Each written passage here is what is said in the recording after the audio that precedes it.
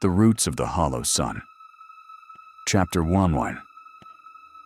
The letter that shouldn't exist. When the letter arrived, I thought it was a mistake. It came wrapped in brown paper, sealed with wax that had cracked into tiny veins. There was no return address, only my name, Dr. Leo Kramer, written in an uneven, trembling hand. At first glance, I recognized the handwriting. It belonged to Professor Henry Lothar, my mentor, the man whose disappearance had fueled half of my career. He had vanished in 1998 during an expedition to the Upper Amazon, searching for what he called the Hollow Sun. Everyone assumed he was dead. Everyone but me. I tore open the envelope. Inside was a single sheet of yellowed parchment. The words were faded, shaky, but the message was clear. If you find the temple, do not enter after sundown. They feed when the light dies. I was wrong to call it a god. It is something older.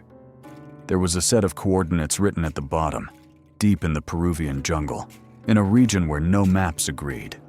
I remember sitting there in my office long after dark, staring at the coordinates. Outside the window, the city hummed.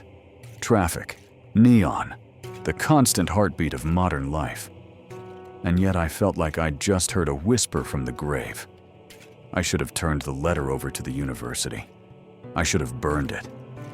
Instead, I folded it carefully, slid it into my notebook, and made the call that would seal my fate. "Clara," I said when she picked up, "cancel the museum lectures. We're going south." There was a pause. "Another ghost chase, Doctor?" she teased. "Something like that," I replied. But even as I said it, I felt the weight of that paper in my pocket, and the faint smell of earth, as if the letter had been buried and dug up again. Chapter 2. Into the green abyss. We left Iquitos on a gray morning. The air was heavy with the smell of wet earth and gasoline as the motorboat cut through the river's surface, scattering mist in silver arcs. My team was small, deliberately so. Clara, my assistant, always kept her camera ready, chasing every detail like it was a secret trying to escape. Thomas, our sound technician, carried his recorder like a priest guarding a relic. And Raphael, our guide, a man of few words, whose eyes never seemed to rest. He didn't like talking about where we were going. When I showed him the coordinates, his face changed. He spat into the dirt and said, "No one goes there now." Not since the sun bled, I asked what he meant, but he only shook his head. The jungle thickened with every mile. Branches hung like claws over the water. Vines brushed our faces like the touch of something alive. The deeper we went, the less sky there was. By the second night, the forest was so dense that even the moon couldn't reach us. We camped on a narrow patch of soil beside a dried riverbed. The air didn't move. That night, I woke to a sound. A low hum, pulsing through the ground. Not wind, not water, something deeper. I looked around. Raphael was sitting by the fire, staring into the trees. He said without turning his head, "You hear it too, Doctor?" I nodded. "What is it?" "The roots," he said. "They speak when something wakes." In the morning, we found tracks near the camp. Large, circular depressions in the mud. Not animal tracks. Too perfect. Too even. Thomas filmed them, muttering, "Could be water pockets, maybe gas bubbles." But the ground was dry. When I pressed my palm against one of the impressions, the soil was warm. By the fifth day, the jungle began to change. The trees twisted in unnatural ways, their trunks hollowed out, filled with reddish sap that smelled like copper. Everywhere we looked, there were small wooden idols, bound together with vines. Each had a hollow circle carved where the sun should have been. Clara touched one and flinched. "It's warm," she said, "like skin." Raphael stopped walking. "Don't touch them again." They're not carvings. They're warnings. That evening, as the light died, We made camp near a cluster of ruined stones, maybe the edge of an old settlement. Raphael refused to sleep near the ruins. He muttered a prayer in Spanish and sat alone by the river. Clara turned to me. "You think these people really worshipped something here?" I hesitated. If they did, maybe they never stopped. She laughed softly, but it didn't sound like she believed it. As we lay down, I heard the jungle again, the same low hum. But this time, there was something new beneath it. A whisper. A word I couldn't quite understand. Repeating. Faint. Patient. Like the earth itself was trying to remember my name. Chapter 3. Faces in the Trees. By the 7th day, I began to hate the sound of the jungle. There was no silence here, only layers of noise. Birds, insects, dripping water, wind through leaves. And beneath all of it, the same slow rhythm, pulsing through the ground like a buried heartbeat. Thomas said he could hear it on every recording. At first, we thought it was interference. But when we replayed the audio at half speed, the hum wasn't mechanical. It was voiced. A tone that rose and fell in patterns, almost like breathing. That morning, Clara found something carved into a fallen tree near camp. A face, human, weathered by rot. The mouth open in a silent scream. The wood was smooth around it, as if someone had polished it with care. "There's more," she said. We followed her deeper into the grove. Every tree for dozens of meters carried the same carvings. Men, women, children. Faces frozen mid-breath. Some twisted in agony, others eerily calm. They weren't idols. They were portraits. Thomas muttered, "Jesus, how many people lived here?" Raphael whispered, "None live here. Not anymore." We stopped by a particularly large trunk. The face on it seemed almost new, the lines sharp, the eyes wide open. And there was something else, a pattern spiraling from its forehead, a hollow circle like a black sun. I brushed my hand against the carving. The wood was damp, but warm. When I pulled my fingers away, they were slick with something dark. Blood. That night, nobody spoke much.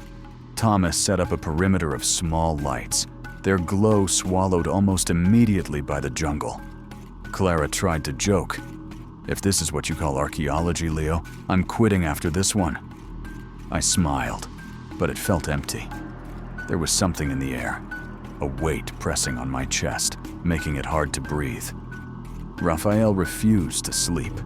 He kept whispering to himself in Spanish, something about the watchers under the bark. When I finally drifted off, I dreamed I was standing among the trees again. Only this time, the faces were breathing. Their eyes rolled beneath the wood, their mouths opening and closing in slow, wet gasps. And one of them, the newest face, was mine. I woke to Clara shaking me. "Leo, you were talking in your sleep." "What did I say?" "You kept repeating a word." Solemn. That word burned in my mind, though I'd never heard it before. Later, when I checked Lothar's old notes, I found a translation scrawled beside the same word. Solemn, the living earth. By midday, we discovered an ancient path of stone, half buried in roots. It led us toward a ridge where the trees grew thicker and the air smelled of iron. And there, rising out of the mist, we saw it. The temple. It was larger than I had imagined, a pyramid of dark stone fused with the jungle itself. Vines crept through cracks and openings, as if the forest had been trying to swallow it whole. Or perhaps, as if the temple had been trying to grow out of the forest. The top was broken, jagged like a wound, and the walls glistened faintly under the damp light. Clara whispered, "It's beautiful." Raphael crossed himself. "No, señorita, it's hungry." That night, we camped at the temple's edge. Thomas filmed until dusk, then sat by the fire, reviewing the footage. After a while, he frowned. "Hey, come look at this." He turned the camera toward us. On the screen, we could see the carvings.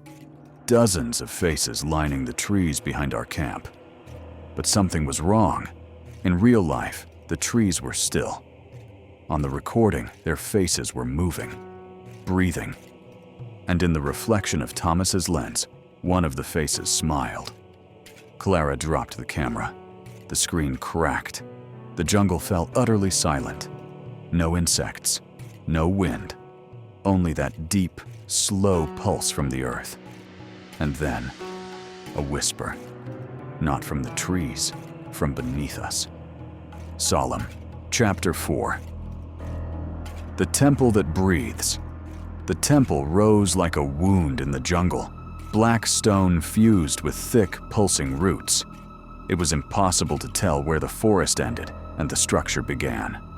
Even Raphael stepped back, muttering something under his breath. "The stones are alive," he said. "They breathe." They remember I laughed nervously, though my hands shook. We moved closer, climbing over broken steps slick with moss. Every footfall seemed to echo far too long, as if the temple itself were listening.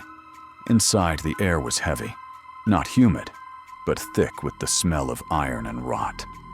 The walls were carved with spiraling symbols, hollow suns intertwined with faces in agony. Some faces appeared to watch us move, their eyes glinting faintly in the dim light. Clara whispered, This isn't just art. It's alive."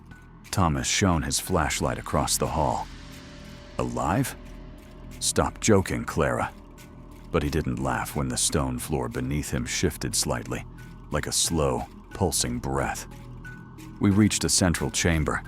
In the middle stood a pedestal carved from black stone, covered in a sticky, dark resin. Around it, the walls seemed to pulse, expanding and contracting as though inhaling and exhaling. "It's moving," Thomas whispered. "The walls. They're moving." Raphael knelt and traced a finger along one of the symbols. "The cult," he said, his voice trembling. "They didn't build it. They worshipped it. Fed it." Clara stepped closer, drawn as if by gravity. "Look, the pedestal!" A black liquid oozed from the cracks. It was warm, almost viscous, and smelled of blood and earth. When she touched it, the resin flickered like a heartbeat, and a soft whisper filled the chamber. "Solemn. Solemn." We backed away slowly. Then came the first scream. It was Raphael. He staggered, clutching his leg. A root had burst from the floor, curling around his ankle, squeezing tight as if alive. He tried to cut it with his machete, but the root only tightened, pulsing like a vein. "Help me! Help me!" Clara and I pulled at him, Thomas hacking at the root with his knife. Finally, it released him, leaving a deep wound and a taste of iron in the air. Raphael collapsed, pale and trembling, mumbling, "It knows we are here." We decided to retreat to the outer chamber, but the temple had changed. Hallways that had been straight now twisted in impossible angles. Doors that led back to the entrance now ended in walls. And the walls, alive, pulsing, breathing, seemed to whisper our names. Leo, Clara, Thomas, Solemn. Every step made the floor shift beneath us. Every shadow stretched unnaturally, as if trying to reach us. Clara clutched my arm. "We shouldn't be here. We can't leave until—" I didn't finish the thought. There was a sound behind us. Slow, wet, deliberate. Something moving in the stone, gliding along the walls. By the time we found a small side passage, Raphael was already delirious. He kept repeating, "The sun, the hollow sun, it feeds." We moved quickly, but the temple seemed to resist, twisting, closing in, narrowing our path. I glimpsed something at the far end of the hall, a face pressed into the wall. Its mouth moved, not silently. It whispered, "Feed, Clara screamed, and we ran. At dawn, we stumbled out into the courtyard. The jungle was silent. Too silent. Raphael sat on the ground, panting, staring at the black pyramid. "It watched us all night," he said finally. "It knows what we want." We didn't speak. We didn't need to. Something had awakened in the temple. Something older than the jungle itself. And I knew, deep down, that nothing would be the same after this. Chapter 5. The Cult of the Hollow Sun. By the time we caught our breath outside the temple, the jungle had fallen silent again. But the silence was different, heavier, almost expectant. Raphael wouldn't speak. He simply traced his fingers over the mud, drawing symbols he whispered in Spanish. "They are coming," he said finally. "The Hollow Sun watches." And they obey it. I didn't understand what he meant at first. Until night fell. We saw them then. Figures cloaked in tattered garments, faces painted in shades of red and black, moving like shadows between the trees. They didn't make a sound. They didn't step on leaves. It was as if the jungle itself swallowed their footsteps. One of them raised a hand, and the air trembled. Clara gasped. "They're summoning something." I watched as they formed a circle around a pit carved into the earth, filled with dark liquid that gleamed like oil. Symbols similar to the temple's spiraled suns covered the surrounding trees. Raphael whispered, "They offer it blood, offerings to awaken the sun below." I realized then that the cult hadn't disappeared. It had only been waiting. And now, with the temple stirred, it was ready to act. Thomas filmed from the edge of the clearing. "Leo, should we?" But I couldn't answer, because from the pit, the liquid began to bubble, rising, twisting, shaping into a shadowed form that seemed to breathe, think, and watch. The air turned metallic. The hum we had heard in the jungle all along rose to a crescendo. The faces of the cultists shimmered, their painted eyes reflecting something that wasn't human. "The Hollow Sun," Raphael whispered, almost in awe. "It wants a name." We fled, but the temple seemed to follow us. Branches curled, vines blocked paths, walls shifted. The hum pulsed in the ground beneath our feet, chasing us. Even outside the clearing, the shadows moved with intent. By dawn, we reached a narrow riverbank. Clara sat, shivering. "Leo, it's not over. It will come for us." Raphael only nodded, eyes wide with fear. "The cult will summon it again if we don't leave the jungle." And I knew, deep in my bones, he was right. The Hollow Sun was no longer a story, no longer a relic of the past. It had awakened, and the jungle had claimed us as witnesses. Chapter 6. The Hollow Sun rises. We returned to the riverbank at dawn, our bodies battered, minds fraying. The jungle seemed quiet, almost expectant, as if it were holding its breath. "We can't run forever," Raphael muttered. "It will find us." Clara and Thomas didn't answer. I couldn't answer, because deep in the temple, the Hollow Sun stirred, and I could feel it. A pulse in the earth, a heartbeat that wasn't human. That night, we watched the cult reassemble near the temple. The air shimmered around them, thick with heat and shadows. Their chant rose in a language I didn't understand, but the meaning was clear. They were calling it forth. From the pit in the center, the black liquid began to rise. It formed shapes, twisted, shifting, like smoke taking solid form. And at the center, a massive, hollow circle glowed faintly, like the sun itself had opened a wound into the world. "It's alive," Raphael whispered, voice trembling. "And it hungers." The ground trembled. Vines whipped the air like tentacles. Branches bent unnaturally, blocking every escape route. The Hollow Sun rose, and the jungle became its instrument. Walls breathing, roots lashing, shadows stretching toward us. Clara screamed as one root struck her shoulder, but Raphael pulled her back. "We have to move!" Thomas filmed desperately, but the camera caught more than we could see with our eyes. Faces appeared in the shadows of the temple. Not human, not entirely stone. Mouths opening and closing in silent screams. It was us, I realized aloud. We ran blind, guided by instinct and the dim light of our torches. The jungle seemed endless, the temple always behind us, always closing in. I felt hands, or something like hands, brush my back. Clara shouted. Thomas fell. Raphael grabbed him, dragging him upright, and we sprinted into a narrow ravine. "Keep moving," Raphael urged. "It cannot follow us there, not yet." When dawn finally broke, we found ourselves at the river again. The temple was gone from sight, hidden behind the mist. But the jungle was quiet in a way that felt wrong. We were alive, but changed. Clara stared at the river.